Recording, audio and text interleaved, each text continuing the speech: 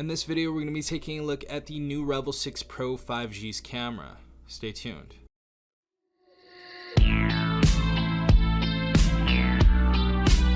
Alright everyone, hopefully you guys are having a good day. Hopefully everyone is safe out there. We have the new Revvl 6 Pro 5G right here. I've been using this phone for about a month and I've actually liked it so far. It's actually surprised me.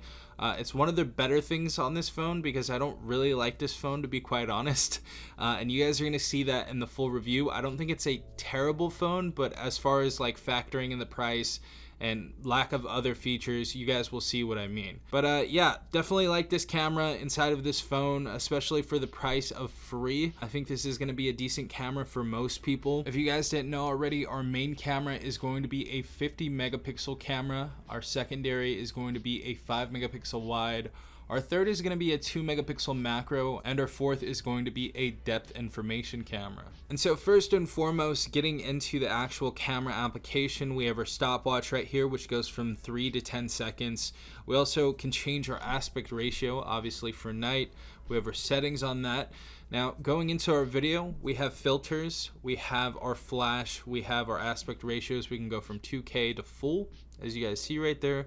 We also have our settings, which shows you that we can actually record up to 2K at 30 frames per second. And if we go into 60 frames per second, we can only record either at 1:1 aspect ratio or 16:9. So those are the limits on this camera. As far as getting into photo, we have flash, stopwatch, filters, the same aspect ratios that I just showed you. So that's about it for that. As far as our live focus, this is more of like a bokeh effect mode. So if this is something that you guys like, it kind of blurs the background. Getting into more, we have pro, we have panorama, we have slow motion, we have hyperlapse, we have macro, and we have our 50 megapixel camera. Now, one thing I don't like about this camera so far has to be the macro camera on this. I think it takes really poor quality photos. Now, for the rest of the photos and videos on this, I think the photos are definitely the strong suit. Videos are a little shaky. The stabilization isn't too great. We're going to be showing you that right now, but the photos on this phone are actually decent. You can get some good quality photos on this camera with good detail. I actually think this camera on this phone is better as far as like detail, contrast, and colors than the Galaxy A23 5G. So that's definitely saying something. I feel like it has more of a punchy quality effect to where those colors just hit, and I'm really liking this camera so far. For the price tag of this device, I don't think the camera is too terrible. You know, obviously the phone itself I don't think is a great phone for the price tag, unless you guys are getting like that port-in deal, you're getting it for free or something like that. But we're gonna get into some photos on this camera. I'm gonna be showing you some stuff, and I'm gonna be giving you my opinions right after that.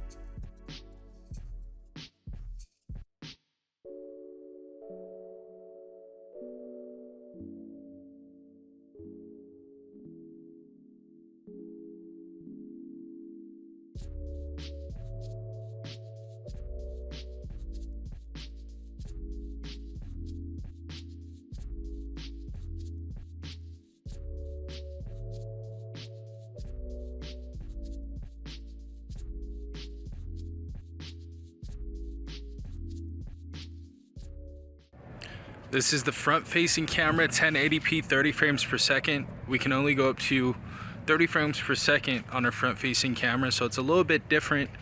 I'm trying not to block up the speaker right here. But this is how it looks.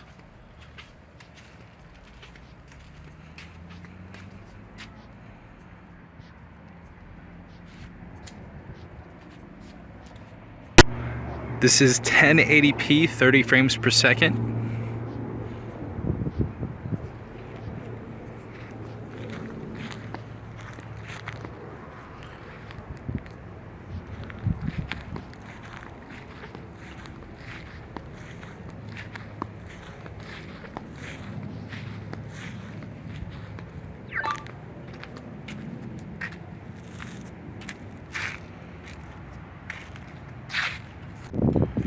This is the rear-facing camera, the Revvl 6 Pro on 2K.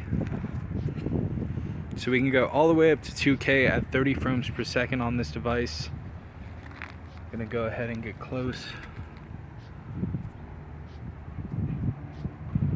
Bunch of ants on here, on this tree.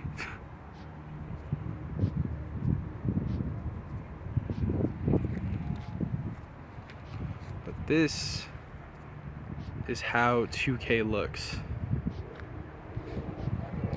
So as you guys saw, this camera isn't too bad with the photos. I think that the stabilization does have some issues as far as the video goes, especially with 1080p. It seems like it was skipping around, so that's one thing to look out for. The macro mode, however, I'm sure you guys saw it. The photos look weird. They look discolored, they look blurry, and I couldn't seem to get a decent shot. And it really wasn't even that windy by the trees. They definitely need to up their game on the macro sensor on this phone, but everything else in this phone is pretty decent. I will be giving my final thoughts and my full review on this phone and its camera, but you know, as for a free phone, I think this is a good camera. And even if you purchased it, I think for the price tag, the photos are at least acceptable. Yeah, guys, hopefully you enjoyed this video. Hopefully this video gave you some value. This has been some fun from TechRight. Peace out, Tech Gang.